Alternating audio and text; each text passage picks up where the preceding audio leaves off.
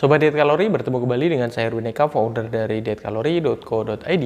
Dan di video kali ini kita akan membahas tentang banyaknya orang yang sudah melakukan program diet, terus kemudian dia berhasil mencapai berat badan ideal, target yang dia canangkan, yang dia rencanakan itu berhasil. Tapi beberapa saat kemudian naik lagi, bahkan gemuk lagi, bahkan lebih gemuk dari sebelum menjalani program diet. Dan itu banyak sekali terjadi. Mungkin di antara kalian yang sedang menonton video ini sama mengalami hal semacam seperti itu. Kenapa hal tersebut bisa terjadi? Oke, yang pertama adalah yang perlu kalian perhatikan.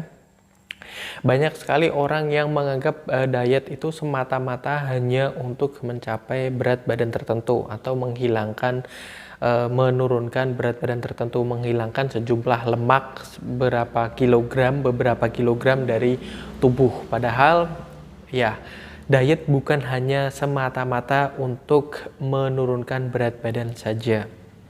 Bolehlah misalnya untuk menjadi motivasi yang cukup besar bagi diri kalian. Namun perlu diperhatikan juga bahwasanya diet juga dibutuhkan dan sangat penting untuk menjaga kesehatan. Betapa banyaknya penyakit yang muncul dan dilatar belakangi atau diawali dari berat badan yang berlebih atau timbunan lemak yang terlalu banyak di tubuh, seperti itu. Jadi selain menurunkan berat badan, kalau menurunkan berat badan biasanya sudah mencapai goal, sudah mencapai titik tertentu, kita seolah-olah merasa mencapai garis finish dan akhirnya kita lupa, kita teledor, kita kembali lagi ke pola hidup yang kurang sehat dan akhirnya berat badan naik lagi. Maka dari itu, selain untuk menurunkan berat badan, selain untuk mencapai berat badan yang ideal, pastikan kalian juga menerapkan prinsip dalam program diet yang kalian jalani untuk menjadikan pola hidup sehat. Seperti itu. Kalau pola hidup sehat, maka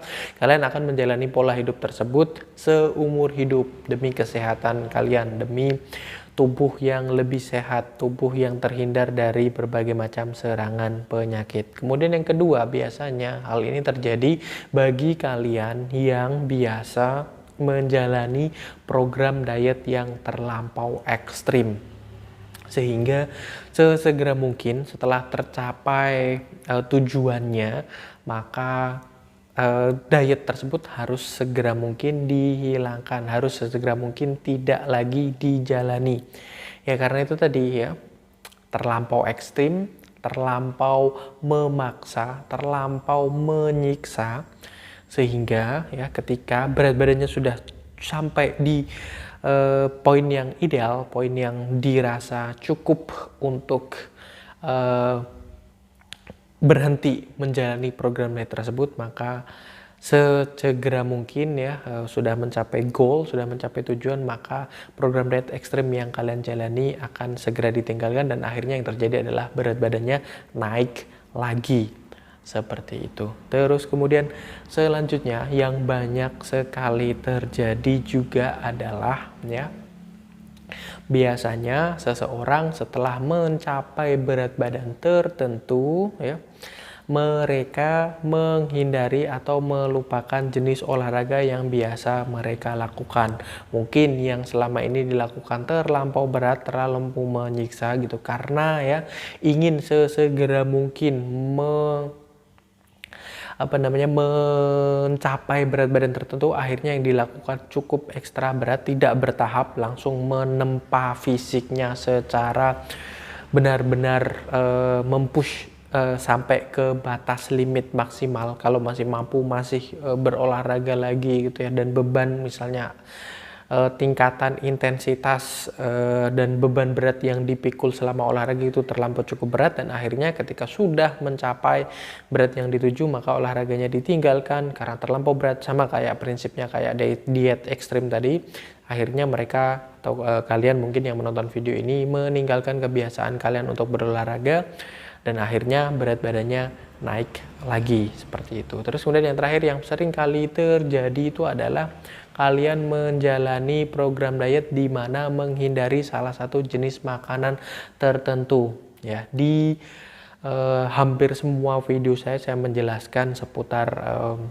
pola makan itu bukan apa yang kalian makan, tetapi seberapa. Dan seberapa ini bukan dari beratnya, bukan dari porsinya, bukan dari berapa banyak jumlah yang ada di situ, tapi kandungan kalori di dalamnya. Seperti itu. Ada makanan yang kecil tetapi kalorinya tinggi. Ada makanan yang cukup banyak tapi kalorinya cukup rendah, mengandung serat yang tinggi, membuat kita lebih kenyang lebih lama, menyediakan suplai energi yang cukup baik untuk diri kita, dan indeks glikemiknya rendah, artinya tidak melonjakkan kadar gula dalam darah dan tidak membuat kita menumpuk gula, yang akhirnya nanti gula itu kalau tidak dipakai maka akan disimpan oleh tubuh sebagai cadangan energi dalam bentuk lemak, seperti itu. Jadi menghindari karbohidrat, menghindari protein tertentu, menghindari lemak tertentu. Nah, makanya kalau benar-benar menghindari dan stop 100%, maka sudah sampai di tujuan awal kalian ya, berupa berat badan tertentu, maka akhirnya akan timbul semacam balas dendam. Yang tadinya sama sekali nggak makan nasi, ya udah karena udah kurusan makan nasi, maka tanpa mengontrol jumlah kalori yang ada di dalamnya, maka yang terjadi adalah berat badannya naik kembali. Seperti itu ya, itu 4 hal yang biasanya menyebabkan seseorang pasca diet, pasca mencapai berat badan yang diinginkan, malah jatuhnya akan naik lagi, bahkan melebihi sebelum diet, seperti itu. Nah, itu bisa jadi introspeksi bagi diri kalian semua yang menonton video ini, yang mengalami permasalahan serupa. Mudah-mudahan bermanfaat bagi kalian semua.